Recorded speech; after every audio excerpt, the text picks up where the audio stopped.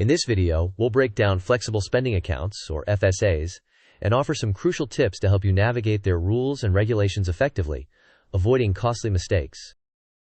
Here is the agenda for today's video. We'll start with an introduction to flexible spending accounts, move on to key takeaways and insights, then cover common problems and their solutions, and finally conclude with some essential tips. Let's first understand what a flexible spending account is. An FSA allows employees to put aside pre-tax money for eligible healthcare and dependent care expenses. However, misconceptions around the rules and deadlines can potentially lead to financial losses. This flowchart illustrates the use it or lose it nature of FSAs. You contribute pre-tax money to your FSA, have the entire plan year to spend it on eligible expenses. If you do not use it by the deadline, and there's no rollover provision, you lose the remaining balance. Here are some key points to remember. Firstly, FSAs are generally use it or lose it, unless there's a rollover provision.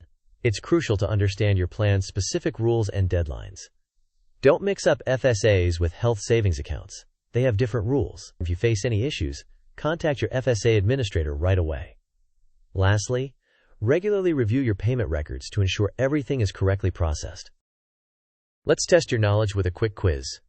What is the main difference between FSAs and HSAs in terms of fund usage? Is it because FSAs are use it or lose it, and HSAs are not? Or do HSAs need to be spent within a year? Or do FSAs have larger contribution limits than HSAs? Or perhaps both FSAs and HSAs need approval for every expense? You may pause the video now to think about the answer. We will discuss the answer in the next section of the video.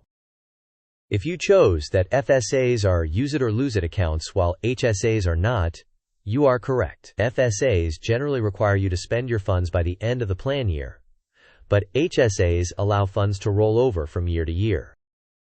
Let's go over some common problems and their solutions.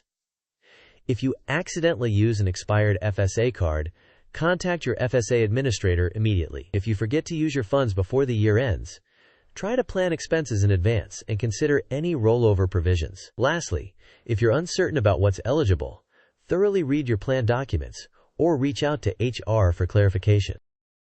In conclusion, FSAs offer valuable tax advantages but require thorough understanding to avoid costly mistakes. By understanding your specific plan's terms and acting promptly when issues arise, you can maximize the benefits of your FSA and steer clear of potential financial problems.